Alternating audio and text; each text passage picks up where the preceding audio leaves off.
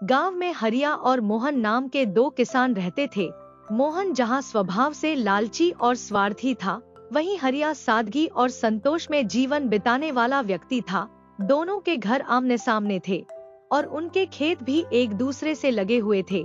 हरिया हमेशा खुश रहता था, चाहे परिस्थिति कैसी भी हो, और यह बात मोहन को खटकती थी। वह हर समय सोचता रहता, आखिर हरिया इतना खुश कैसे रह सकता है। मन ही मन वह उसकी खुशी से जलता रहता।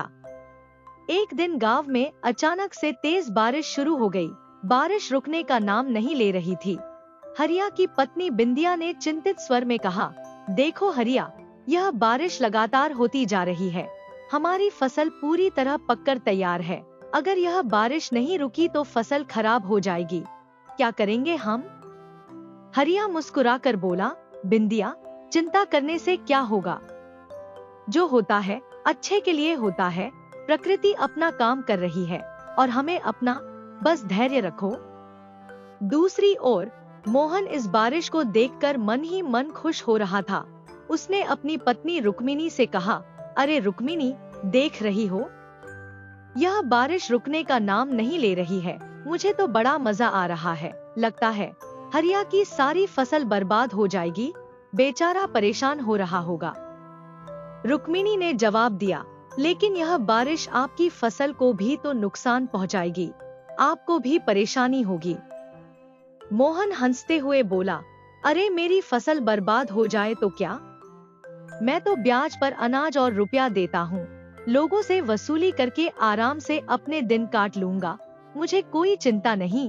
हरिया जैसे भोले किसानों की परेशानी देखना ही मेरे लिए मजा है। कुछ दिनों बाद बारिश आखिरकार थम गई, लेकिन उसने पूरे गांव की फसलों को बर्बाद कर दिया था। खेतों में खड़ी फसलें कीचड़ और पानी में डूब चुकी थी। किसान मायूस होकर सिर पकड़े बैठे थे। हरिया ने भी अपने खेत को देखा, जहां उसकी मेहनत की पूरी फसल तबाह हो चुकी थी। बिंदिया रोते हुए बोली, हरिया, अब हमारा क्या होगा? हमारी पूरी फसल बर्बाद हो गई है। हरिया ने उसके आंसू पोंछते हुए शांत स्वर में कहा, बिंदिया, जो हुआ उसे बदला नहीं जा सकता, लेकिन हमारा धैर्य और मेहनत ही हमारी ताकत है। ये फसल नहीं, हमारी उम्मीदें और मेहनत हमारे साथ हैं। चिंता मत करो, सब ठीक होगा। वहीं मोहन अपने आंगन में खड़ा हंसी में खोया हुआ था। उसे अपने खेत की बर्बादी की कोई परवाह नहीं थी। वह सोच रहा था, अब हरिया को अपनी फसल के नुकसान का खामियाजा भुगतना पड़ेगा। उसे मेरी तरह दूरदर्शी होना चाहिए था, लेकिन नियति का खेल अभी बाकी था। हरिया अपने खेत में खड़ा था, जहां चारों ओर सिर्फ बर्बादी का मंजर था। उसकी पकी हुई फसल अब बारिश की मार से पूरी तरह नष्ट हो चुकी थी। गीली मिट्टी में टूटे हुए पौधे और पानी के बड़े बड़े गड्ढे उसके कड़ी मेहनत का मजाक उड़ा रहे थे। वह गहरी सोच में डूबा था। तभी मोहन वहां आ पहुंचा। मोहन ने अपनी व्यंग्यात्मक मुस्कान के साथ कहा, क्या बात है हरिया, बड़े परेशान लग रहे हो। तुम्हारे चेहरे की चमक तो गायब हो गई है। आखिर हुआ क्या? हरिया ने उसकी ओर देखा और भारी मन से कहा, क्या बताऊं मोहन, देख तो सही, मेरी फसल पूरी तरह बर्बाद हो गई। महीनों की मेहनत एक ही झटके में खत्म हो गई। अब सोच रहा हूँ कि आगे क्या करूँगा। मोहन ने ठहाका लगाते हुए कहा, अरे हरिया, इसमें परेशान होने की क्या बात है? देखो, मैंने तुम्हें पहले ही समझाया था कि इस तरह गरीबों पर पैसा लुटाने से कुछ हासिल नहीं होगा। तुम हमेशा अपनी मेहनत का फल दूसरों में बांटते रहते हो। अगर मेरी तरह पैसे बचाकर रखते और गांव वालों को ब्याज पर पैसा देते, तो आज तुम्हारी चिंता आधी हो जाती। सोचने समझने में ही बुद्धिमानी है भाई। हरिया ने शांत लेकिन दृढ़ स्वर में कहा, मोहन, सुख दुख सोचने से नहीं आते, ये तो भाग्य पर निर्भर होते हैं, और मुझे अपने भाग्य पर पूरा भरोसा है। भगवान ने आज तक मुझे कभी भूखा नहीं रखा, आगे भी नहीं रखेंगे। मेहनत और ईमानदारी का फल जरूर मिलता है। हरिया की बात सुनकर मोहन ने हंसते हुए कहा, भाग्य? हाँ, भाग्य पर भरोसा रखना तो तुम्हारी पुरानी आदत है। खैर, तुम जैसे लोग सोचने के लिए बने ही नहीं। मोहन की हंसी से बेपरवाह हरिया ने गहरी सांस ली और अपने खेत की तरफ देखता रहा। तभी उसने मोहन से कहा, वैसे मोहन, एक बात कहनी थी। कल रात मैंने एक अजीब सपना देखा। सपना ऐसा था जो आज भी मुझे विचलित कर रहा है। मोहन, जो अब तक मजाक कर रहा था, थोड़ा गंभीर हो गया और पूछा, सपना? कैसा सपना? हरिया ने कहा, कल रात मैंने देखा कि मेरे खेत में बारिश का पानी अचानक रंग बिरंगी किरणों से चमकने लगा। फिर वह पानी धीरे धीरे सोने और चांदी के सिक्कों में बदल गया। वह सिक्के मेरे खेत से निकलकर मेरे घर की खिड़की से अंदर जाने लगे। हरिया की बात सुनकर मोहन चौंक गया। उसने उत्सुकता से कहा, क्या? ये तो वाकई अजीब सपना है, लेकिन सुनो, कल रात मैंने भी कुछ ऐसा ही सपना देखा। फर्क बस इतना है कि वो धन मेरे खेत से निकलकर मेरे चारों ओर चक्कर लगाने लगा। दोनों एक दूसरे को हैरानी से देखने लगे। मोहन ने थोड़ा रुककर कहा, भाई ये तो बड़ी अजीब बात है, एक जैसा सपना। लेकिन सपने तो आखिर सपने ही होते हैं, इन पर ज्यादा सोचने से कुछ हासिल नहीं होता। इतना कहकर मोहन अपने घर की ओर लौट गया।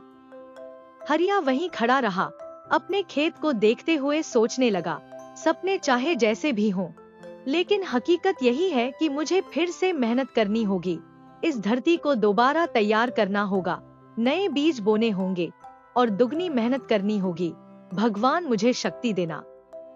यह कहते हुए हरिया ने अपने खेत की मिट्टी को हाथ में उठाया, उसे महसूस किया और अपनी उम्मीद को फिर से जिंदा किया।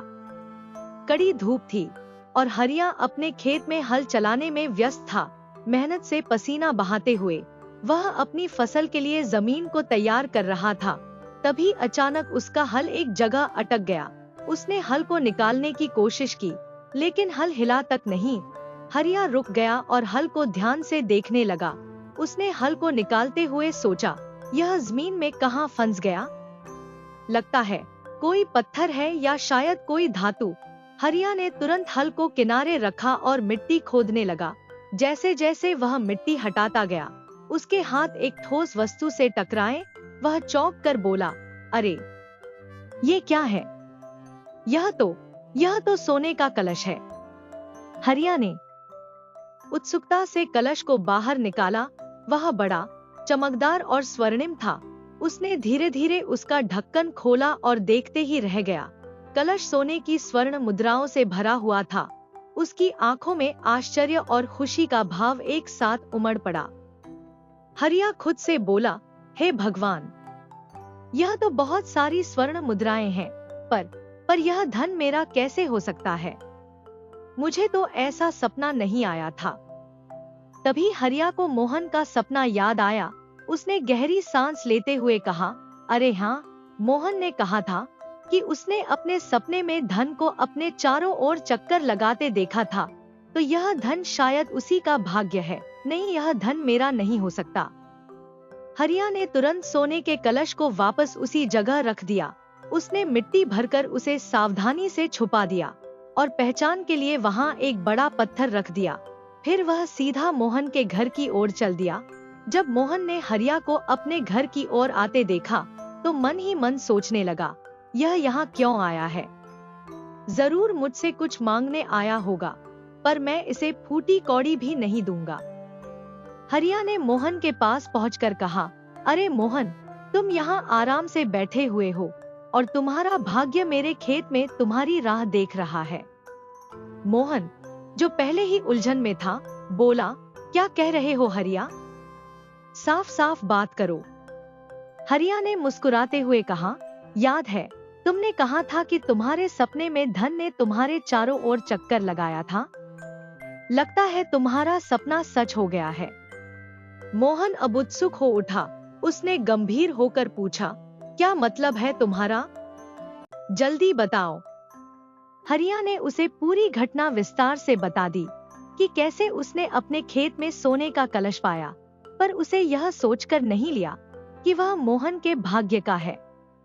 मोहन यह सुनकर अपनी खुशी छिपा नहीं सका, लेकिन मन ही मन उसने हरिया की मासूमियत पर हंसी उड़ाई। उसने सोचा, यह तो सच में मूर्ख है, इतना सारा धन छोड़कर मेरे पास भागा चला आया। तभी मोहन की पत्नी रुक्मिणी वहां आ गई। उसने मोहन से पूछा, अरे कुछ देर पहले तो तुम कह रहे थे कि बहुत भूख लगी है, अब जाने की तैयारी क्यों कर रहे हो? मोहन ने आहिस्ता से रुक्मिणी को पूरी बात बताई। रुक्मिणी को भी विश्वास नहीं हुआ। उसने हरिया से कहा, हरिया, तुम तो खुद जाकर उस कलश को ले सकते थे, इसमें क्या परेशानी थी? हरिया ने मुस्कुराकर जवाब दिया, नहीं भाभी, वह कलश तो मोहन के भाग्य का है। मैं किसी और के भाग्य को हाथ लगाना पाप समझता हूँ, इसलिए मैंने उसे वहीं छोड़ दिया। मोहन ने हरिया की बात सुनकर उसे धन्यवाद तो दिया, पर अंदर ही अंदर अपनी चालाकी पर गर्व महसूस कर रहा था। उसने जल्दी से तैयार होकर हरिया के साथ खेत की ओर जाने की तैयारी कर ली। मोहन तेजी से दौड़ता हुआ हरिया के खेत में पहुंचा। उसने चारों ओर नजर दौड़ाई और वह बड़ा सा पत्थर तलाशने लगा, जिसका जिक्र हरिया ने किया था। थोड़ी देर में उसकी नजर एक बड़े पत्थर पर पड़ी। वह खुशी से उछल पड़ा और बोला, हाँ, यही वह पत्थर है जो हरिया ने बताया था। मूर्ख ने सच में मेरे लिए इस जगह को चिन्हित कर दिया। मोहन जल्दी जल्दी पत्थर हटाने लगा। पत्थर हटाते ही उसने अपने हाथों से मिट्टी खोदनी शुरू कर दी। कुछ देर की मेहनत के बाद उसे सोने का एक कलश दिखाई दिया। चमकते हुए कलश को देखकर उसकी आंखें चौंधिया गईं। वह जोर से हंसते हुए बोला, हाँ, हरिया सच कह रहा था, इससे बड़ा मूर्ख मैंने अपनी जिंदगी में नहीं देखा। उसके पास गड़ा हुआ धन था और वह समझता है कि यह धन मेरे भाग्य का है। मूर्ख कहीं का। मोहन ने जल्दी से कलश का ढक्कन खोला, लेकिन जैसे ही ढक्कन उठा उसके होश उड़ गए। कलश के अंदर एक भयंकर काला सर्प बैठा फुंकार रहा था।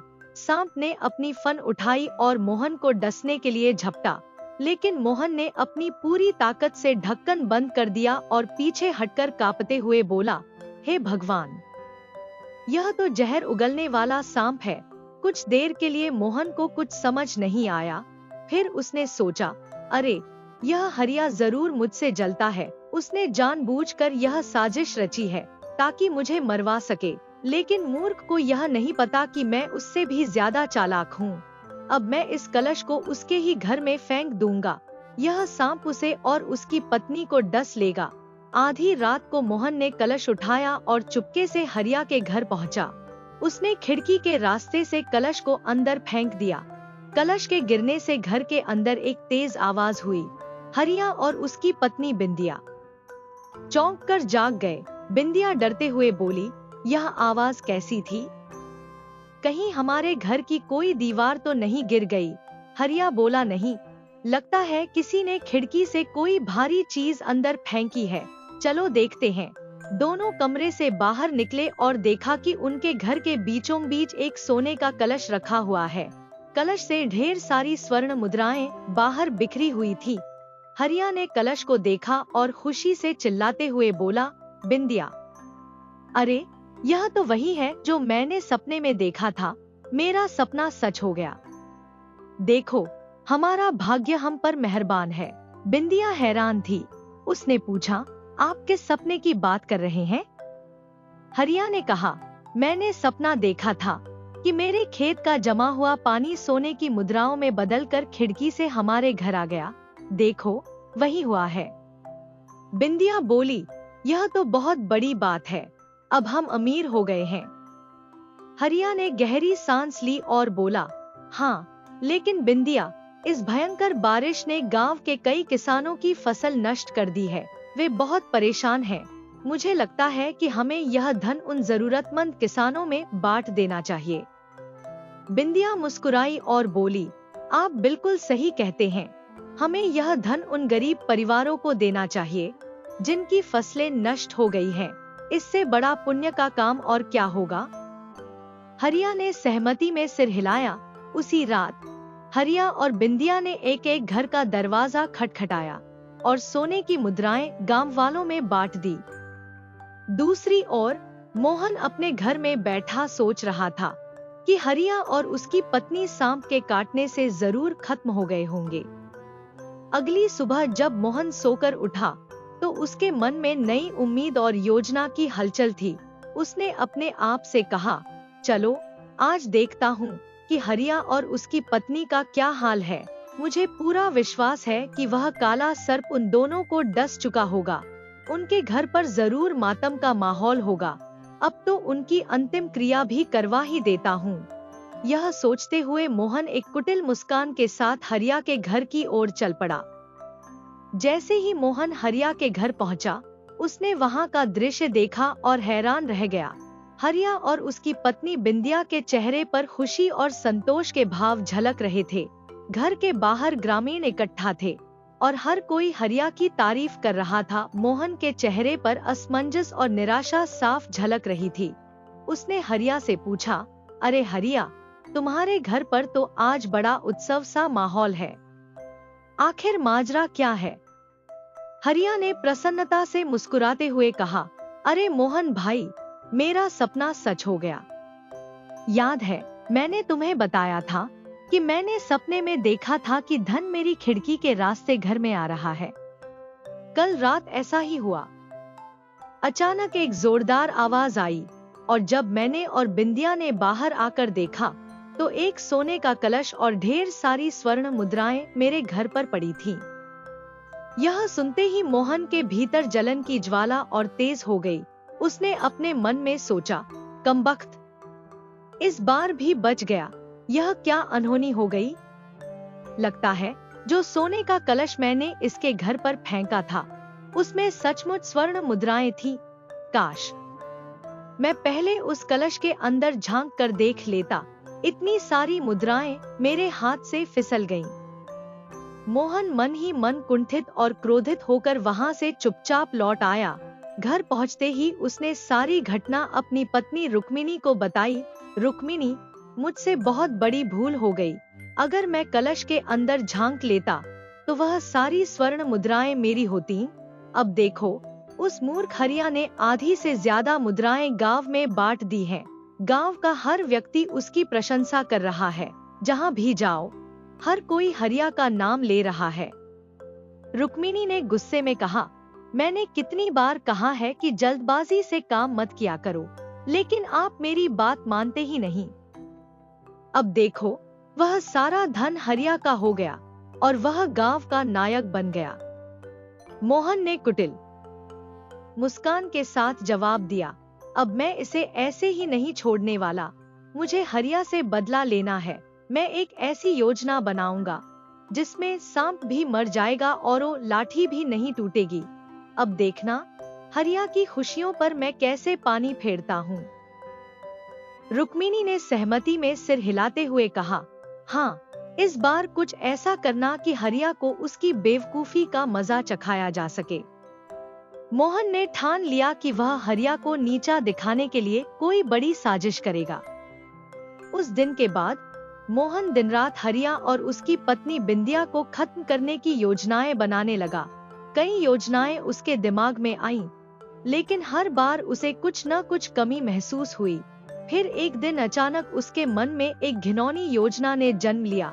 उसने सोचा, हरिया रोज मंदिर जाता है, क्यों न मैं मंदिर के प्रसाद में जहर मिला दूं? हरिया उस प्रसाद को खुद खाएगा और अपनी पत्नी को भी खिलाएगा। इससे किसी को भी शक नहीं होगा कि प्रसाद में जहर था। इस योजना पर अमल करने का निश्चय करते ही मोहन ने जहरीला प्रसाद तैयार किया और उसे लेकर मंदिर की सीढ़ियों पर खड़ा हो गया। उसकी नजरें बेसब्री से हरिया का इंतजार कर रही थी। थोड़ी देर बाद हरिया मंदिर से बाहर आता दिखा। मोहन ने तुरंत अपने चेहरे पर एक मुस्कान ओढ़ ली और आवाज लगाई, अरे हरिया, आओ आओ, तुम्हारा ही इंतजार कर रहा था। देखो, आज मैं भी भगवान की पूजा करके आया हूँ। प्रसाद चढ़ाया है और खास तौर पर तुम्हारे लिए भगवान से प्रार्थना की है। तुम तो इस गांव के सबसे अच्छे इंसान हो। मैं चाहता हूँ कि यह प्रसाद तुम खाओ और अपनी पत्नी को भी खिलाओ। भगवान की कृपा तुम पर बनी रहेगी। हरिया मोहन की बातों से प्रभावित होते हुए बोला, वाह मोहन, आज तो तुमने मेरा दिल जीत लिया। तुम सचमुच बहुत अच्छे पड़ोसी हो। अब तो मैं यह प्रसाद खुशी खुशी खाऊंगा और बिंदिया को भी खिलाऊंगा। हरिया ने प्रसाद लिया और अपने घर की ओर चला गया। जब वह घर पहुंचा तो बिंदिया ने उसके हाथ में प्रसाद देखकर पूछा, यह प्रसाद तुम्हें किसने दिया? हरिया ने मुस्कुराते हुए जवाब दिया, अरे हमारे पड़ोसी मोहन ने, वह आज मंदिर गया था और मेरे लिए प्रसाद लाया है। उसने कहा कि यह प्रसाद खाकर भगवान प्रसन्न होंगे। लो तुम भी खाओ और थोड़ा मैं भी खा लेता हूँ। हरिया और बिंदिया प्रसाद खाने ही वाले थे कि अचानक छिपकली छत से गिरकर सीधे उस प्रसाद पर आ गिरी। प्रसाद जमीन पर बिखर गया। यह देखकर बिंदिया घबराई और बोली, अरे छिपकली का गिरना बहुत अशुभ होता है, अब तो यह प्रसाद खराब हो गया। हरिया ने उसे शांत करते हुए कहा, कोई बात नहीं, इसे बाहर रख देते हैं। अगर यह पैरों में आ गया तो प्रसाद का अपमान होगा। बिंदिया ने वह प्रसाद उठाया और घर के बाहर रख दिया। तभी वहां एक भूखी बकरी आ पहुंची। वह कई दिनों से भूखी थी, इसलिए उसने तुरंत उस प्रसाद को खा लिया। बिंदिया ने यह देखा और अपने आप से कहा, बेचारी भूखी थी, चलो अच्छा हुआ इसे कुछ खाने को मिला। लेकिन बकरी अचानक जमीन पर गिर पड़ी। उसके मुंह से झाग निकलने लगा और कुछ ही पलों में उसने दम तोड़ दिया। यह देखकर बिंदिया दंग रह गई। उसे तुरंत समझ आ गया कि प्रसाद में जहर मिला हुआ था। वह घबराते हुए घर के अंदर भागी और हरिया को सारी घटना बताते हुए बोली, हरिया, मोहन ने जो प्रसाद तुम्हें दिया था उसमें जहर मिला हुआ था। मुझे तो पहले से ही उस पर शक था। वह सिर्फ दिखावे के लिए तुमसे दोस्ती करता है, लेकिन अंदर ही अंदर वह तुमसे जलता है। हरिया ने उसकी बात काटते हुए कहा, नहीं बिंदिया, यह सच नहीं हो सकता। मोहन हमारा पड़ोसी है, आखिर वह ऐसा क्यों करेगा? बिंदिया ने गुस्से और दृढ़ता से कहा, तुम्हें चाहे यकीन हो या न हो, लेकिन यह वही मोहन है जो तुम्हारी खुशियों से जलता है। उसने तुम्हें मारने की साजिश रची है। हरिया ने कोई जवाब नहीं दिया। उसका मन इस बात को मानने के लिए तैयार नहीं था। वह गहरी सोच में डूबा कुछ देर खड़ा रहा, फिर अचानक घर से बाहर निकल गया। हरिया जैसे ही अपने घर से बाहर निकला, उसका सामना मोहन से हो गया। हरिया को सही सलामत देखकर मोहन का चेहरा क्रोध से लाल हो गया। वह अपने भीतर ही भीतर उबलते हुए बोला, ये क्या हो गया? इसका मतलब इस हरिया और उसकी पत्नी ने वह प्रसाद नहीं खाया। अब इनसे कैसे निपटूं? नालायक कहीं का। हरिया मोहन को सारी घटना बताते हुए बोला, क्यों मोहन, उस प्रसाद में ऐसा क्या मिला हुआ था? मोहन ने अपनी घबराहट छुपाते हुए जवाब दिया, अरे भाई, कुछ भी नहीं मिला था। वह बकरी शायद पहले से ही बीमार रही होगी। भला भगवान के प्रसाद में क्यों कुछ मिलेगा? हरिया ने सिर हिलाते हुए कहा, हाँ, शायद तुम सही कह रहे हो। यही बात मैं भी सोच रहा था। मोहन ने राहत की सांस ली और वहां से चुपचाप खिसक लिया।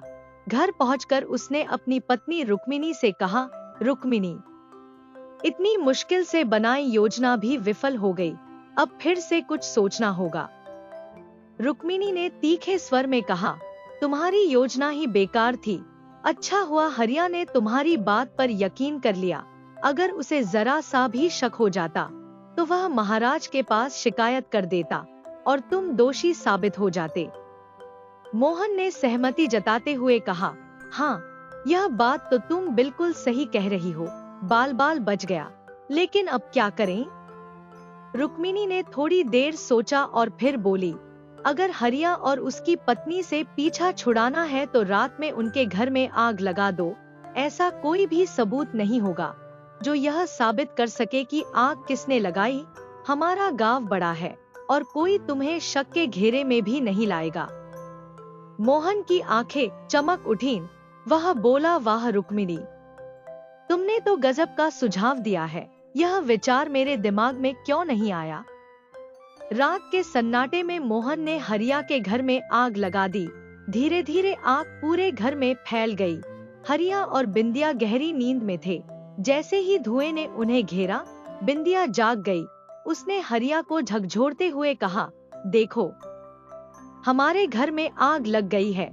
मुझे पहले से ही मोहन पर शक था कि वह तुमसे ऊपरी दोस्ती दिखाता है, लेकिन अंदर ही अंदर वह जलता है। हरिया ने झल्लाते हुए कहा, पागल हो गई हो क्या? किसी पर ऐसे ही आरोप मत लगाओ। उसने बिंदिया का हाथ पकड़ा और दूसरे दरवाजे से तेजी से बाहर निकल गया। कुछ ही पलों में उनका घर जलकर राख हो गया। अगली सुबह हरिया और बिंदिया अपने घर के जले हुए अवशेषों के सामने बैठे थे। गांव वाले वहां जमा हो गए थे और मोहन भी वहां आ पहुंचा। मोहन ने नकली सहानुभूति दिखाते हुए कहा, हरिया, मैं समझ नहीं पा रहा कि तुम्हारे घर में आग लगी तो कैसे लगी। हरिया ने भारी मन से कहा, पता नहीं मोहन, सब कुछ खत्म हो गया। मेरा घर, मेरा सामान, सब जलकर राख हो गया। मोहन ने दयालुता का दिखावा करते हुए कहा, हरिया, तुम चिंता मत करो। तुम्हारा घर जल गया तो क्या हुआ? तुम मेरे घर में रहो। मेरा घर भी तुम्हारा ही घर है। जो कुछ भी है हम आधा आधा बांट लेंगे। हरिया ने उसकी ओर देखा और कहा, तुमने जो कहा वह मेरे लिए बहुत है, लेकिन मैंने फैसला कर लिया है। मैं अब अपने खेत में ही झोपड़ी बनाकर रहूंगा। मैं तुम पर बोझ नहीं बनना चाहता। यह कहकर हरिया अपनी पत्नी बिंदिया के साथ अपने खेत की ओर चला गया। उसकी आंखों में दृढ़ता थी, मानो वह अपनी सादगी और मेहनत से एक नया जीवन शुरू करने का संकल्प ले चुका हो। हरिया अपनी नई झोपड़ी में अपनी पत्नी बिंदिया के साथ रहने लगा। उसने खेत में दुगने जोश और मेहनत से काम करना शुरू कर दिया। सुबह की ठंडी हवा, चहचहाते पक्षी और हरिया के श्रम से भरे दिन एक नई ऊर्जा से भरे हुए थे। वह अक्सर सुबह के समय अपने खेत के पास वाले जंगल के तालाब पर जाकर कुछ देर शांत बैठा करता। तालाब का स्वच्छ पानी और वहां खिले रंग बिरंगे फूल उसे बेहद सुकून देते। एक दिन हरिया की नजर तालाब के बीच में खिले एक नीले पुष्प पर पड़ी। वह पुष्प अपनी सुनहरी आभा से चमक रहा था, मानो किसी दिव्य प्रकाश से पूजित हो। हरिया उसे देखकर मंत्रमुग्ध हो गया और अपने आप से बोला, वाह, यह फूल तो अद्भुत है। इसे भगवान के चरणों में अर्पित करने से बड़ा पुण्य और क्या होगा। इतना सोचकर हरिया तालाब के अंदर कूद पड़ा। पानी की हल्की ठंडक और लहरों की कोमलता में उसने धीरे धीरे उस पुष्प की ओर बढ़ते हुए उसे तोड़ लिया। जैसे ही हरिया ने उस नील पुष्प को तोड़ा, तालाब के पानी में अचानक से रंग बिरंगी रोशनी फैल गई। उस रोशनी से एक सुंदर और दिव्य पुरुष प्रकट हुए। उनकी चमकती आंखें और सौम्य मुस्कान देखकर हरिया हक्का बक्का रह गया। तुम कौन हो? हरिया ने आश्चर्य से पूछा। मैं इस तालाब का देवता हूँ, दिव्य पुरुष बोले। तुमने जो नीला पुष्प तोड़ा है वह मेरा है। मैं इसे हर सुबह स्वयं तोड़कर अपनी पत्नी को भेंट करता हूँ, लेकिन आज तुमने इसे तोड़ लिया है। अब इसे मुझे लौटा दो। इसके बदले में मैं तुम्हें स्वर्ण मुद्राओं का खजाना दूंगा। हरिया ने उस पुष्प को आदर पूर्वक देवता के हाथ में रखते हुए कहा, यह पुष्प आपका ही है। यह तालाब आपका है तो यह पुष्प भी आपका ही हुआ। मैं किसी खजाने की लालसा नहीं रखता। मुझे स्वर्ण मुद्राओं की आवश्यकता नहीं। हरिया की बात सुनकर तालाब का देवता चकित रह गया। उन्होंने गंभीर स्वर में कहा, तुम सचमुच बहुत अच्छे स्वभाव के हो। तुम्हारा मन लालच और स्वार्थ से कोसों दूर है। मैं तुमसे प्रसन्न हूँ। मैं तुम्हें एक वरदान देना चाहता हूँ। हरिया ने हाथ जोड़कर कहा, यदि आप मुझे वरदान देना ही चाहते हैं तो मुझे ऐसा वरदान दीजिए कि मेरा और मेरी पत्नी का मन सदा संतुष्ट रहे। मैं जो भी मेहनत करूं वह सफल हो, और यदि मैं मिट्टी को भी हाथ लगाऊं तो वह सोना बन जाए, ताकि मैं गरीब और जरूरतमंदों की मदद कर सकूं। यह सुनकर तालाब के देवता मुस्कुराए और बोले, तुम्हारी इच्छाएं बहुत ही महान और निस्वार्थ हैं। जैसा तुमने मांगा है वैसा ही होगा। अब से तुम्हारा हर कार्य सफल होगा और तुम सदा संतुष्ट रहोगे। इतना कहकर तालाब का देवता अपनी दिव्य आभा के साथ वहां से अंतर्धान हो गए। हरिया ने तालाब के पानी में झुककर हाथ जोड़कर धन्यवाद दिया और अपने खेत की ओर लौट गया। उसके चेहरे पर संतोष और नई आशाओं की चमक थी। हरिया ने तालाब के देवता से प्राप्त वरदान के बाद मेहनत और लगन से अपने खेत में काम करना शुरू किया। धीरे धीरे उसकी फसल सामान्य से 10 गुना अधिक बढ़ने लगी। गांव वाले उसकी तरक्की को देख हैरान थे। कुछ महीनों में हरिया ने अपनी फसल राजमहल में बेची और इतना धन कमा लिया कि उसकी छोटी सी झोपड़ी एक भव्य महल में बदल गई। हरिया की इस सफलता को देखकर मोहन का ईर्ष्यालु मन जल उठा। वह अपने भीतर उमड़ते गुस्से को दबाते हुए हरिया के महल पहुंचा। हरिया उस समय अपने आंगन में बैठा था। मोहन ने उसे देखते ही ताने मारते हुए कहा, अरे हरिया, तेरे पास मेरा खेत से आधा भी जमीन नहीं है, फिर भी तेरे खेत में इतनी फसल कैसे उगती है? यह कौन सा जादू कर रहा है तू? कौन सा बीज इस्तेमाल करता है? जरा हमें भी बता दे। हरिया मुस्कुराते हुए बोला, अरे भाई मोहन, इसमें कोई जादू नहीं है। यह सब तालाब के देवता का दिया हुआ वरदान है। उन्होंने मेरी मेहनत और ईमानदारी देखकर मुझे यह आशीर्वाद दिया कि मैं जिस काम में हाथ लगाऊं वह सफल हो। हरिया की बात सुनकर मोहन का चेहरा लाल हो गया। उसके भीतर ईर्ष्या और लालच का ज्वार उमड़ पड़ा। अपने मन में वह बोला, तो ये बात है, अब समझ आया, हरिया इतनी जल्दी इतना अमीर कैसे बन गया। लेकिन अब देखना हरिया, मैं भी उस तालाब से वही वरदान प्राप्त करूंगा और तुझसे ज्यादा धनवान बन जाऊंगा। अगले ही दिन मोहन तालाब के पास पहुंचा। उसने देखा कि तालाब के बीचों बीच वही नीला पुष्प खिला हुआ है जो हरिया ने बताया था। मोहन ने तुरंत पानी में कूदकर वह नीला पुष्प तोड़ लिया। जैसे ही पुष्प तोड़ा, रंग बिरंगी किरणों के साथ तालाब का देवता प्रकट हुआ। वह चमकते हुए स्वर में बोला, यह नीला पुष्प मेरा है, इसे मुझे लौटा दो। इसके बदले मैं तुम्हें जितनी स्वर्ण मुद्राएं चाहिए उतनी दे सकता हूँ। लेकिन मोहन ने स्वर्ण मुद्राओं की बात ठुकराते हुए कहा, मुझे कोई स्वर्ण मुद्राएं नहीं चाहिए, मुझे एक वरदान चाहिए। मैं चाहता हूँ कि मैं जो भी सोचूं वह तुरंत पूरा हो जाए। तालाब का देवता चौंकते हुए बोला, सोच लो, यह वरदान जितना अच्छा लगता है उतना ही खतरनाक भी हो सकता है। कभी कभी इंसान अपनी सोच पर नियंत्रण नहीं रख पाता और उसका अंजाम भयानक हो सकता है। मोहन ने देवता की बात अनसुनी करते हुए झुंझला कर कहा, मुझे ज्यादा मत सिखाओ, अगर वरदान देना है तो दो, नहीं तो यह पुष्प मैं तुम्हें नहीं लौटाऊंगा।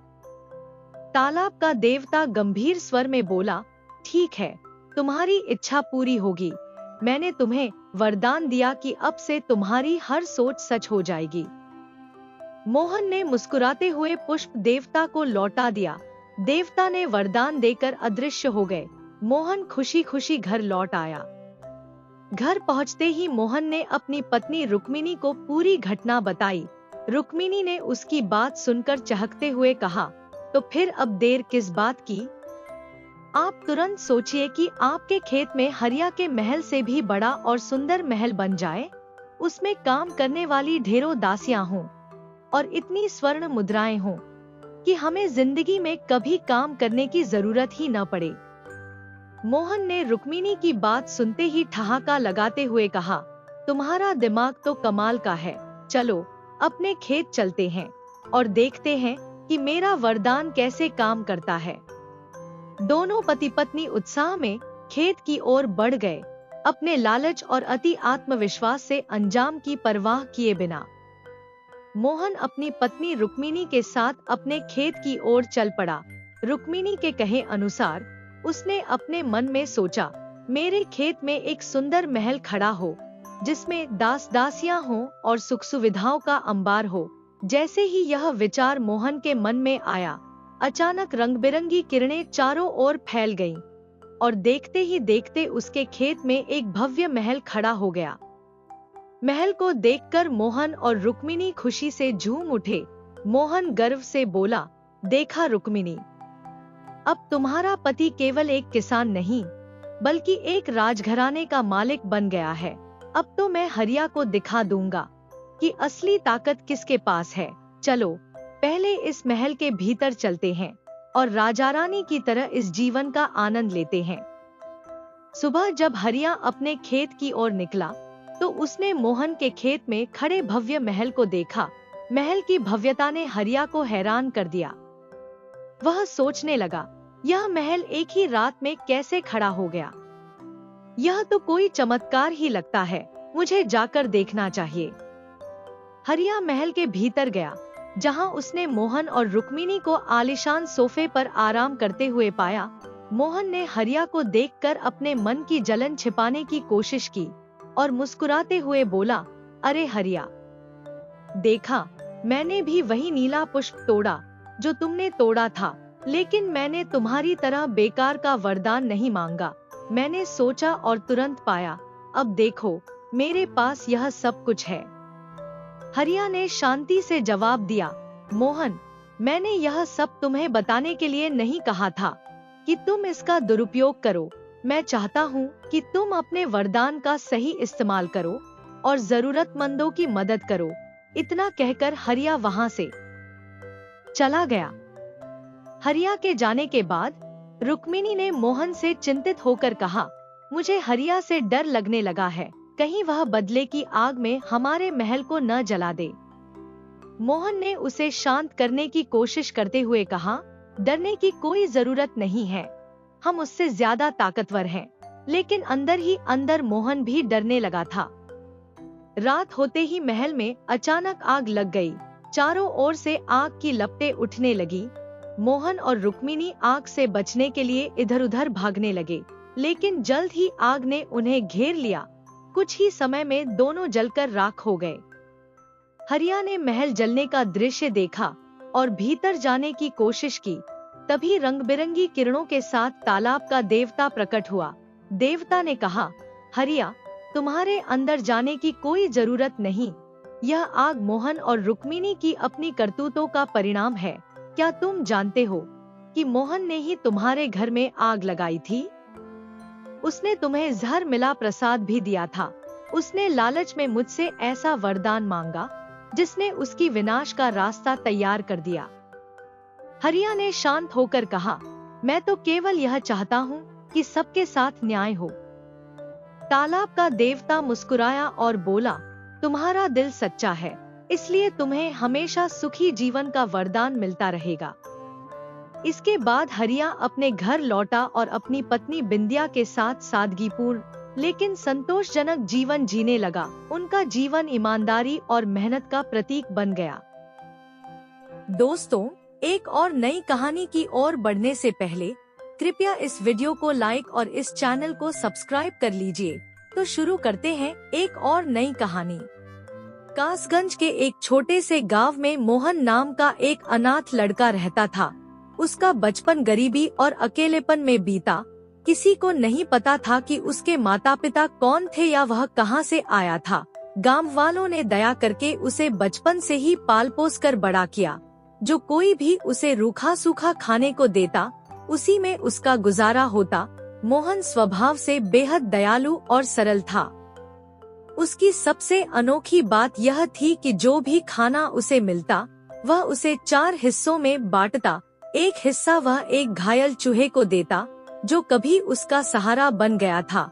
दूसरा हिस्सा वह एक तोते को खिलाता, जिसके पंख किसी ने निर्दयता से काट दिए थे। तीसरा हिस्सा वह एक बिल्ली के लिए रखता, जो बचपन से ही उसकी रक्षा करती आई थी, मानो वह उसकी माँ हो। चौथा हिस्सा वह खुद खा लेता। इन 3 जानवरों के साथ ही उसका जीवन चलता था। गांव के लोग उसे प्यार तो करते थे, लेकिन उसके हालात देखकर कभी कभी नाराज भी हो जाते। एक दिन गांव के एक सेठ ने मोहन को बुलाकर कहा, अरे मोहन, कब तक दूसरों के सहारे जिंदगी गुजारोगे? अब तो जवान हो गए हो, कुछ काम क्यों नहीं करते? मोहन ने सिर झुका लिया और बोला, सेठ जी, मुझे तो कोई काम आता ही नहीं, मैं क्या करूं? सेठ ने उसे समझाते हुए कहा, काम तो सीखने से आता है, कोई जन्म से काम नहीं जानता। अगर तू चाहे तो तुझे भी कोई काम सिखा सकता है, लेकिन तू तो सारा दिन इन जानवरों के साथ बैठा रहता है। मोहन ने नम्रता से उत्तर दिया, सेठ जी, ये जानवर मेरे अपने हैं, मेरा दुनिया में कोई और नहीं है। आप सबकी कृपा से मैं तो जी ही रहा हूँ, लेकिन इनका क्या? यह चूहा कभी मर ही गया होता अगर मैंने इसका इलाज न किया होता। आज यह दौड़ता भागता है। यह तोता, जिसके पंख किसी ने काट दिए थे, अब उड़ने की कोशिश करता है। और यह बिल्ली, यह तो हमेशा मेरी माँ की तरह मेरा ख्याल रखती आई है। आप सबकी दया से मैं और ये तीनों जिंदा हैं। सेठ ने उसकी बात सुनी और ठंडी सांस लेते हुए कहा, हाँ हाँ, यह कहानी तो बरसों से सुन रहे हैं, लेकिन अब तुझे अपने साथ साथ इन जानवरों के लिए भी कोई काम करना चाहिए। कब तक तुझे लोग खाना देते रहेंगे? मोहन के पास जवाब तो था, लेकिन सच यह था कि वह न तो मेहनत का काम कर सकता था और न ही पढ़ा लिखा था। कमजोर शरीर और अनपढ़ होने के कारण उसे कोई नौकरी नहीं मिलती थी। वह गांव वालों के छोटे मोटे काम कर देता, लेकिन इसके बदले उसे पैसे नहीं मिलते थे। लोग बस अपने घर का बचा हुआ खाना उसे दे देते और वही उसका और उसके जानवरों का सहारा बनता। मोहन को पता था कि यह जीवन आसान नहीं है, लेकिन वह हर परिस्थिति में संतुष्ट था। उसका जीवन एक सच्ची दया, त्याग और अपनत्व का उदाहरण था, जो किसी को भी सोचने पर मजबूर कर दे।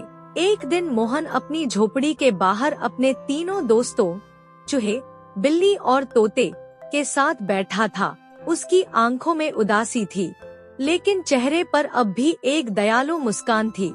उसने सभी को प्यार भरी नजरों से देखते हुए कहा, दोस्तों, मैंने कभी अपने जीवन से कुछ खास नहीं चाहा, लेकिन अब गांव वाले भी मुझे बचा हुआ खाना देने से कतराने लगे हैं।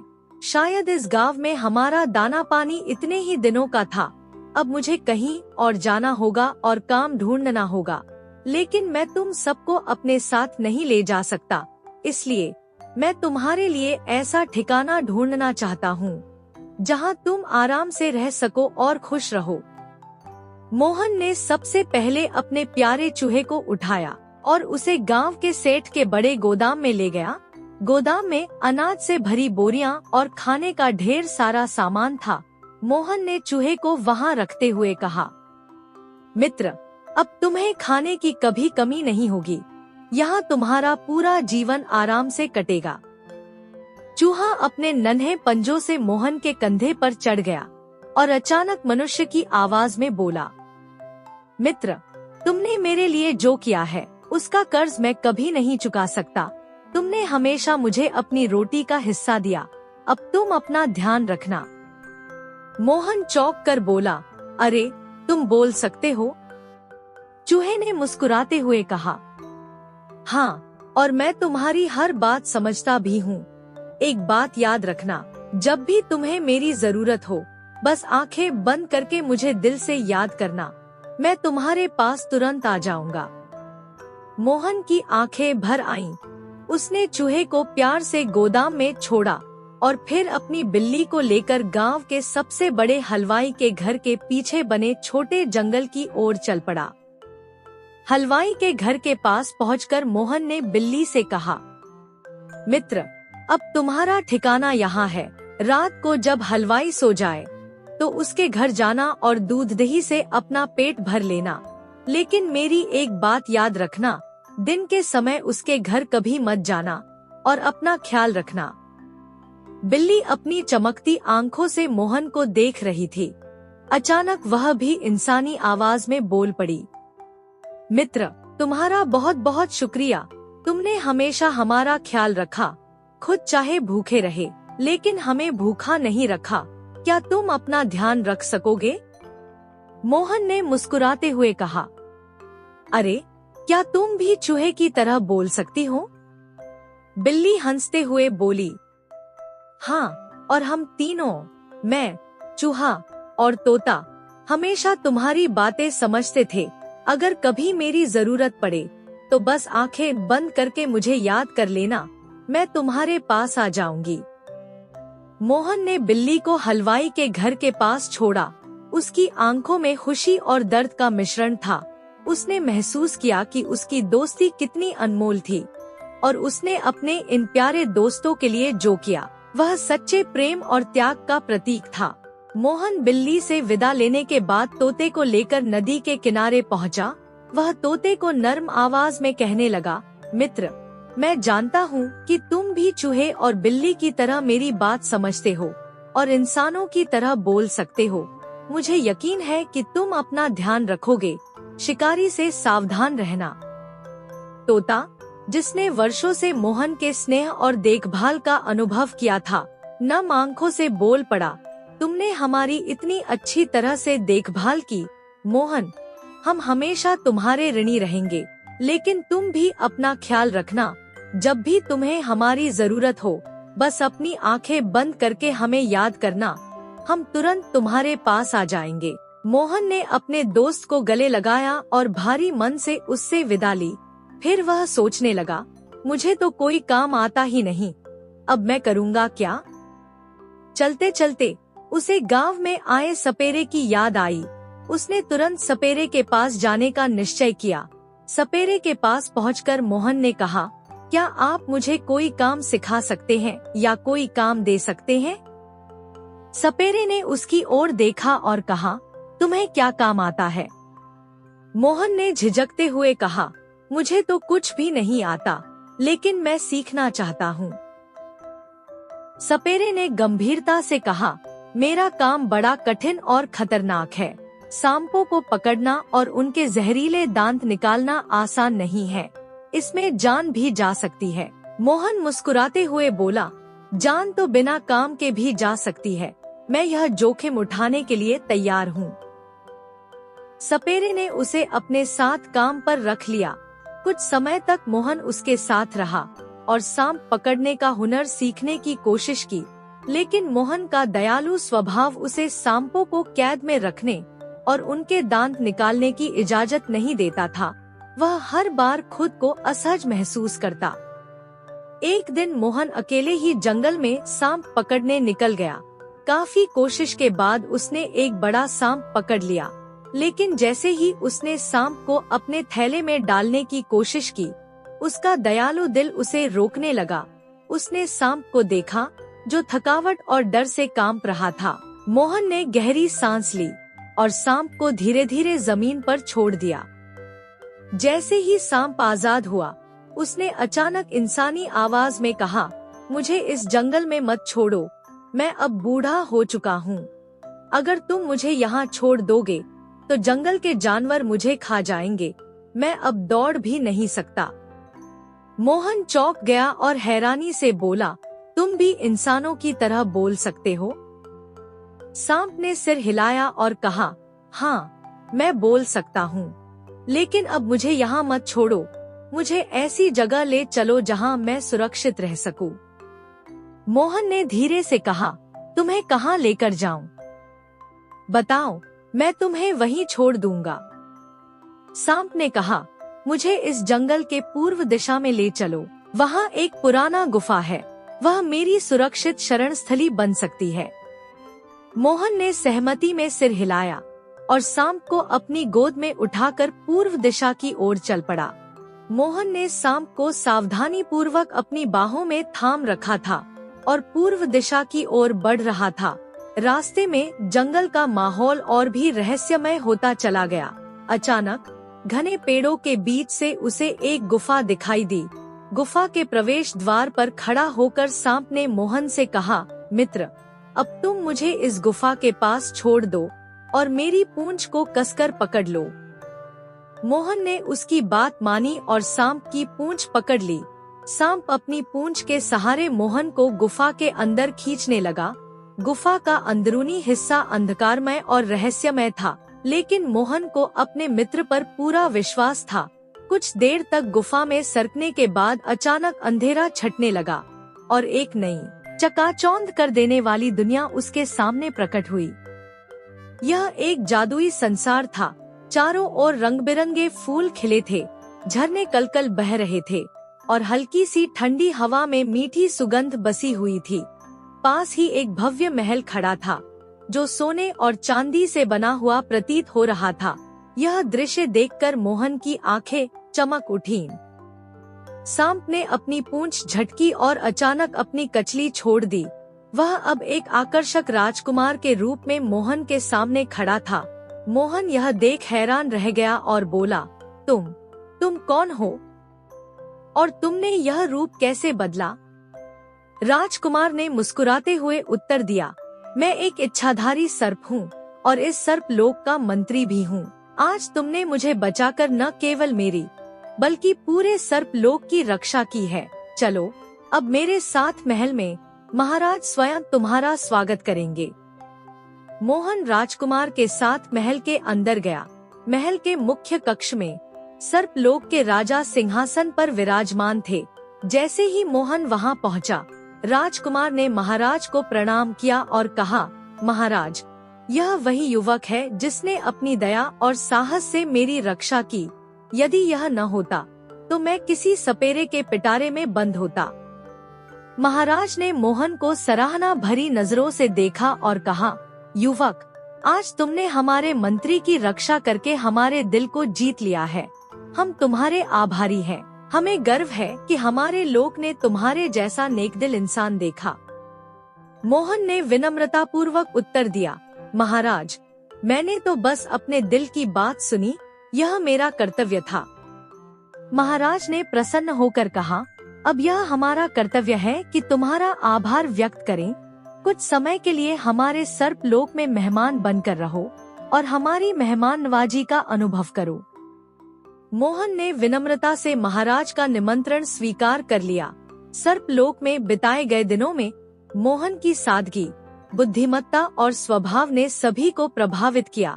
महाराज को लगा कि मोहन जैसा योग्य और नेकदिल युवक उनकी पुत्री के लिए सबसे उपयुक्त जीवन साथी होगा। उन्होंने अपने मंत्रियों के साथ विचार विमर्श किया और सभी ने इस प्रस्ताव का समर्थन किया। महाराज ने मोहन से इस विषय में बात की और कहा, युवक, यदि तुम्हें कोई आपत्ति न हो तो मैं चाहता हूँ कि मेरी पुत्री तुम्हारी पत्नी बने।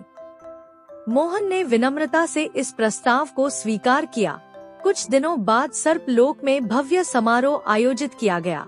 मोहन और सर्प राजकुमारी का विवाह धूमधाम से संपन्न हुआ।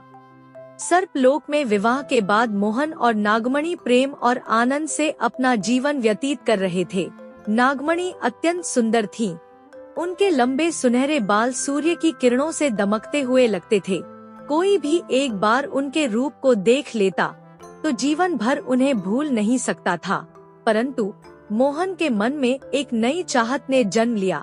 एक दिन उन्होंने नागमणि से कहा, नागमणि, हमें सर्प लोक से बाहर चलना चाहिए। मुझे लगता है कि अब हमें पृथ्वी लोक पर अपना घर बनाना चाहिए। नागमणि ने प्रेम पूर्वक उनकी बात सुनते हुए कहा, ठीक है, परंतु पहले पिताजी से आज्ञा लेनी होगी और जब वह आपसे कुछ मांगने को कहें तो उनसे वादा ले लीजिएगा कि वह आपके द्वारा मांगी गई वस्तु आपको देंगे। आप उनसे उनके गले में पड़ी हुई मोतियों की माला मांग लीजिएगा। मोहन और नागमणि सर्पराज के पास पहुँचे। मोहन ने हाथ जोड़कर कहा, महाराज, मैं और नागमणि अब पृथ्वी लोक पर अपना नया जीवन शुरू करना चाहते हैं। कृपया हमें जाने की आज्ञा दें। सर्पराज ने गंभीरता से उनकी बात सुनी और मुस्कुराते हुए कहा, यदि तुम्हें यही उचित लगता है तो मैं तुम्हें रोकूंगा नहीं। मैंने तुम्हें अपनी सबसे अनमोल चीज, अपनी पुत्री नागमणि, पहले ही सौंप दी है, लेकिन जाने से पहले मैं चाहता हूँ कि तुम मुझसे कुछ उपहार स्वरूप ले लो। मोहन ने विनम्रता से कहा, यदि आप इतना चाहते हैं तो मुझे आपकी गले में पड़ी मोतियों की माला बहुत पसंद है। क्या आप मुझे यह माला उपहार में देंगे? सर्पराज ने मुस्कुराते हुए कहा, तुमने सही चीज मांगी है। यह माला मेरे लिए बहुत खास है, लेकिन मैं इसे खुशी खुशी तुम्हें सौंपता हूँ। उन्होंने अपने गले से माला उतारी और मोहन को दे दी। मोहन और नागमणि सर्प लोक से बाहर पृथ्वी लोक पर आ गए। धरती पर आते ही नागमणि ने मोहन से कहा, अब हम कहाँ जाएंगे? आपके पास तो कोई घर भी नहीं है। मोहन ने आत्मविश्वास से जवाब दिया, चिंता मत करो नागमणि, मैं बहुत मेहनत करूंगा और हमारे लिए एक सुंदर घर बनाऊंगा, लेकिन फिलहाल मुझे पिताजी की दी हुई माला दीजिए। नागमणि ने मोतियों की माला को अपने हाथों में लिया, उस पर जल छिड़का और हाथ जोड़कर प्रार्थना की, हे दिव्य माला, कृपया मेरे और मेरे पति के लिए एक सुंदर महल प्रकट कीजिए। यह महल ऐसा हो जो हर सुख सुविधा से पूर्ण हो, जहाँ किसी चीज की कोई कमी न हो। नागमणि की प्रार्थना के साथ ही आकाश में बिजली चमकी और वहाँ एक भव्य महल प्रकट हो गया। यह महल सोने और चांदी की दीवारों से बना हुआ था। महल के चारों ओर हरे भरे बगीचे, बहते झरने और पक्षियों की मधुर चहचहाहट थी। महल में हर सुख सुविधा उपलब्ध थी। मोहन ने नागमणि की ओर देखा और कहा, तुम सचमुच अद्भुत हो। इस महल को पाकर मेरा सपना पूरा हो गया। नागमणि मुस्कुराई और बोली, यह सब आपकी दया और मेहनत का फल है। अब हम यहाँ शांति और सुख के साथ रह सकते हैं। मोहन और नागमणि उस महल में खुशी खुशी रहने लगे। एक दिन नागमणि अपने महल की खिड़की पर खड़ी होकर अपने लंबे सुनहरे बालों को सुखा रही थी। हवा में लहराते हुए बालों की कुछ लटें टूटकर पास बह रही नदी में गिर गईं। उन बालों की चमक इतनी अद्वितीय थी कि जैसे ही वे पानी में उतरे, एक बड़ी मछली ने उन्हें निगल लिया। उसी समय कुछ मछुआरे नदी में जाल डालकर मछलियां पकड़ रहे थे। उनकी किस्मत में वह मछली भी फंस गई जिसने नागमणि के बाल निगले थे। मछुआरे खुश होकर मछलियां पास के राज्य के राजा को भेंट स्वरूप ले गए। महाराज की जय हो। हमने आज बहुत बड़ी और सुंदर मछलियां पकड़ी हैं। यह आपके लिए हमारा उपहार है। राजा ने मुस्कुराते हुए कहा, हम तुम्हारे उपहार को स्वीकार करते हैं। आज हम भोजन में इन्हीं मछलियों को परोसने का आदेश देते हैं। राजमहल के रसोइये मछलियों को काटने और पकाने की तैयारी में जुट गए। तभी एक मछली के पेट से सोने की चमक निकली। आश्चर्यचकित रसोइये ने पाया कि यह एक स्त्री के सुनहरे बाल थे। बालों की अद्भुत चमक देखकर वह तुरंत उन्हें महाराज के पास ले गया। महाराज, यह देखिए, मछली के पेट से यह बाल मिले हैं। ऐसा लगता है कि यह किसी अद्वितीय सुंदर स्त्री के बाल हैं। महाराज बालों को देखते ही मंत्रमुग्ध हो गए। जिस स्त्री के बाल ऐसे हैं, उसकी सुंदरता कैसी होगी। मंत्री जी, यह पता लगाइए कि यह बाल किसके हैं। मैं उस स्त्री को अपने राज्य की महारानी बनाना चाहता हूँ। मंत्री आदेश पाकर सेना के साथ खोजबीन में जुट गए। तभी राजमहल में एक कुबड़ी स्त्री पहुंची और बोली, महाराज, यह बाल साधारण नहीं है। यह सर्पलोक की राजकुमारी के हैं, लेकिन वह पृथ्वी लोक पर कैसे आ सकती है, यह जानना मुश्किल है। महाराज ने उससे कहा, यदि तुम्हें कुछ पता है तो बताओ। महाराज, मुझे 100 सोने की मोहरें और 10 सैनिक चाहिए। मैं इस रहस्य का पता लगाकर लौटूंगी। राजा ने उसकी बात मान ली और उसे मोहरें और सैनिक दे दिए। कुबड़ी स्त्री ने सबसे पहले मछुआरों से बातचीत की। उन्होंने बताया कि वे मछलियां कहां से पकड़कर लाए थे। उसने सैनिकों के साथ नाव में सवार होकर उस नदी का एक सिरा पकड़ा और दूसरी तरफ सफर शुरू कर दिया। 2-3 दिनों के कठिन सफर के बाद वह एक सुंदर और भव्य महल के पास पहुंची। महल की दीवारें सोने जैसी चमकदार थी और उसके आसपास का दृश्य किसी स्वर्ग जैसा लगता था। कुबड़ी स्त्री ने सैनिकों से कहा, तुम सब यही इंतजार करो जब तक मैं वापस न आऊं। यहाँ से मत जाना, चाहे कुछ भी हो जाए, मैं लौट कर आऊंगी। इसके बाद वह महल की ओर बढ़ गई। नागमणि अपने महल के द्वार पर खड़ी थी। तभी एक कुबड़ी स्त्री वहां आई। उसके चेहरे पर एक अजीब सी मुस्कान और आंखों में तेज था। उसने धीमी, भावपूर्ण आवाज में कहा, नागमणि, कितने वर्षों बाद तुम्हें देख रही हूँ। मेरी प्यारी भतीजी, क्या तुमने मुझे पहचाना? नागमणि हैरान होकर बोली, आप कौन हैं? मैंने आपको पहले कभी नहीं देखा। कुबड़ी स्त्री ने गहरी सांस लेते हुए कहा, मैं तुम्हारी बुआ हूँ, तुम्हारे पिता की बहन। बहुत साल पहले मैं सर्पलोक छोड़कर पृथ्वी लोक पर बस गई थी। मुझे जैसे ही पता चला कि तुम यहाँ हो, मैं दौड़ी चली आई। नागमणि को स्त्री पर पूरा विश्वास नहीं हुआ, लेकिन जब उस कुबड़ी स्त्री ने सर्पलोक की कई अनकही बातें बताईं, महल के खजाने, नागमणि के बचपन की घटनाएं और सर्पराज के कुछ खास नियम, तो नागमणि को लगा कि शायद यह उनकी बुआ हो सकती है। उसी समय मोहन महल में आया। नागमणि ने कहा, मोहन, यह मेरी बुआ है। इन्होंने सर्पलोक छोड़ा और पृथ्वी लोक पर रहने लगी। मोहन ने झुककर कहा, प्रणाम बुआ जी। स्त्री ने आशीर्वाद देते हुए कहा, सुखी रहो बेटा, तुमने नागमणि को सर्पलोक से लाकर इतना सुंदर जीवन दिया, इसके लिए मैं तुम्हारी आभारी हूँ। नागमणि ने उत्सुकता से पूछा, बुआ जी, आप हमारे साथ कुछ समय तक रहेंगी ना? इतने सालों बाद आपसे मिलना हुआ है, मैं आपसे ढेर सारी बातें करना चाहती हूँ। कुबड़ी ने मुस्कुराते हुए कहा, यदि तुम दोनों को आपत्ति न हो तो मैं यहाँ थोड़े दिन ठहरना चाहूंगी। नागमणि के साथ समय बिताने का मन है। मोहन ने खुशी खुशी कहा, आप जब तक चाहें हमारे साथ रह सकती हैं। यह महल भी आपका ही है। कुबड़ी स्त्री कुछ समय तक महल में रही। वह नागमणि से प्यार और अपनापन दिखाती, लेकिन भीतर ही भीतर वह मोहन और नागमणि की पूरी कहानी जानने में लगी थी। वह उनसे सर्पलोक, नागमणि के महल में आने की बातें और मोहन के अनुभवों के बारे में विस्तार से पूछती। नागमणि उसकी बातों पर विश्वास करती, लेकिन मोहन को उस स्त्री के इरादों पर थोड़ा शक होने लगा।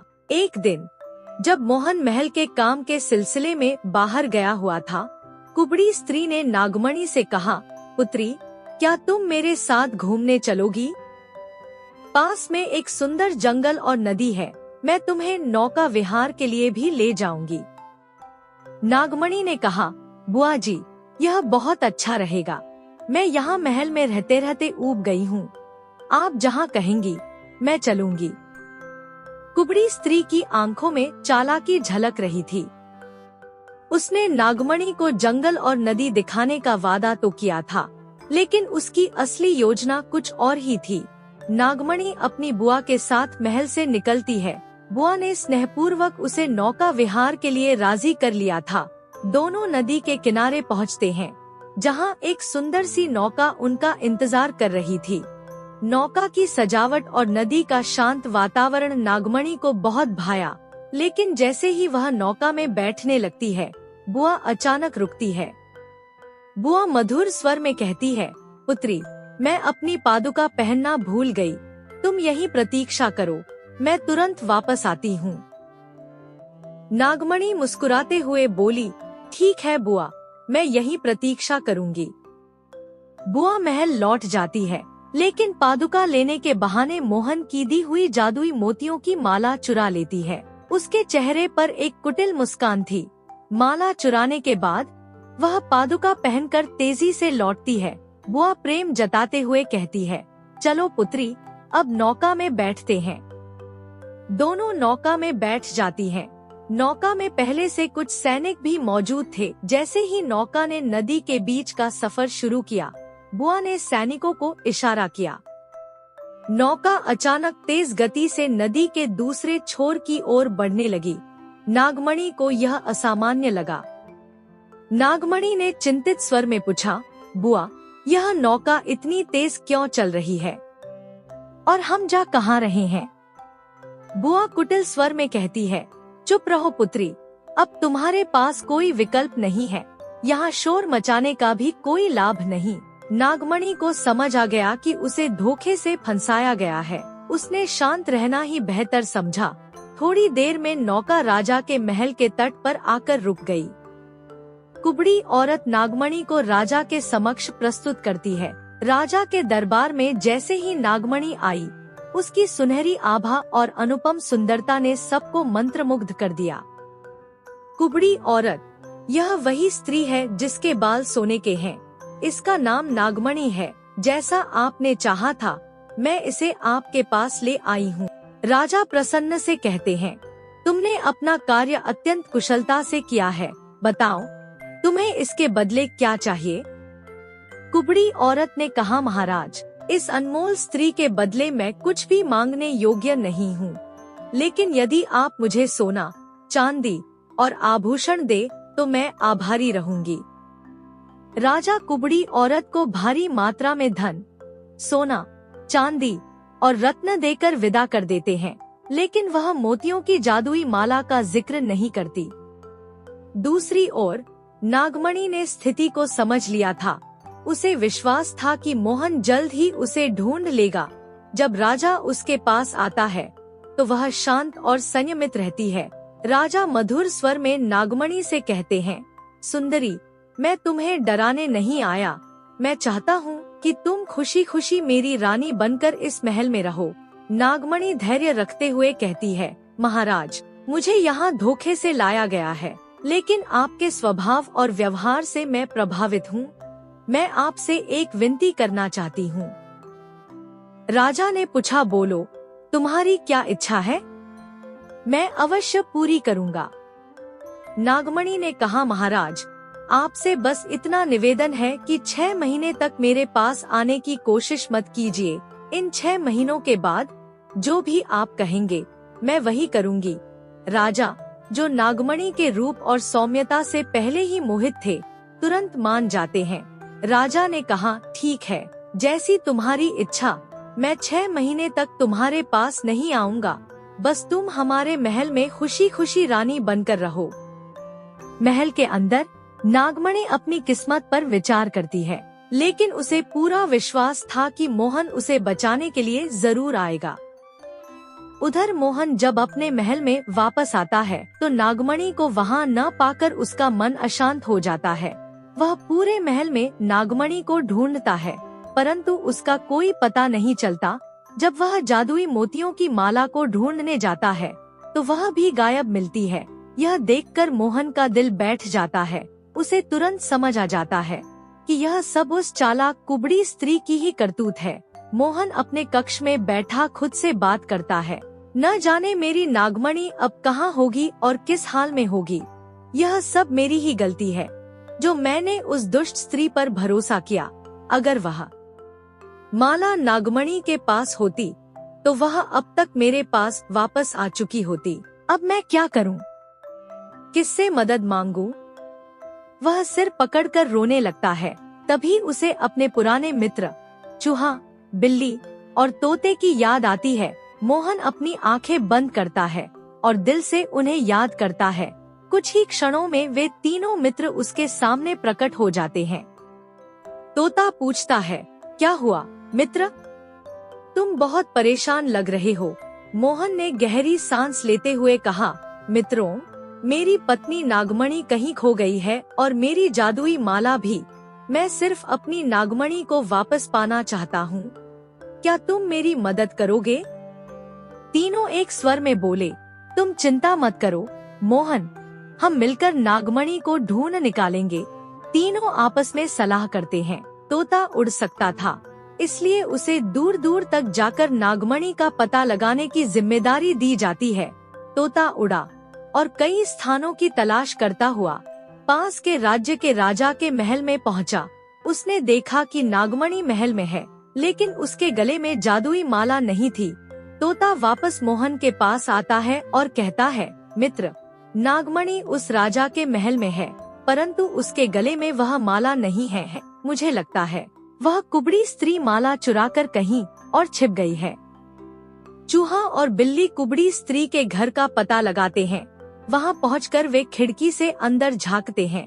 उन्होंने देखा कि कुबड़ी स्त्री माला को अपने मुंह में छुपाकर सो रही है। चूहा बोला, यह बहुत चालाक है, लेकिन हम सवा शेर हैं। मैं तुम्हें एक तरकीब बताता हूँ।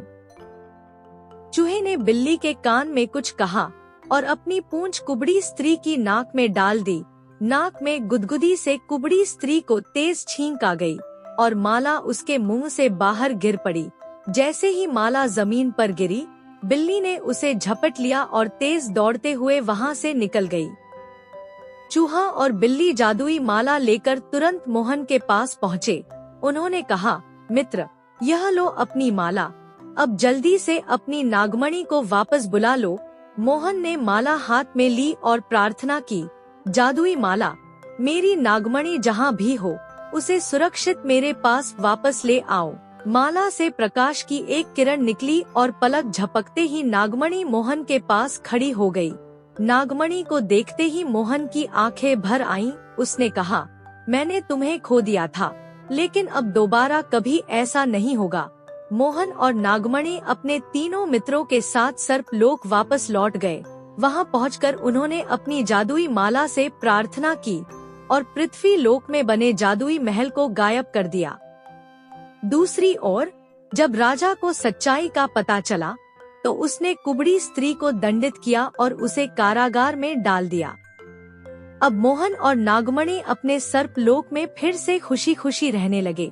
उनके मित्रों को सदा उनके परिवार का हिस्सा माना गया और उन्होंने अपना जीवन आनंद और शांति से बिताया। दोस्तों, अगर आपको वीडियो अच्छी लगी हो तो जाने से पहले प्लीज इस वीडियो को लाइक और चैनल को सब्सक्राइब करते हुए जाइए। और हाँ, कमेंट में लिखकर जरूर बताएं कि आपको वीडियो कैसी लगी। धन्यवाद। हंसते रहिए, मुस्कुराते रहिए, लाइफ में मोटिवेटेड रहिए।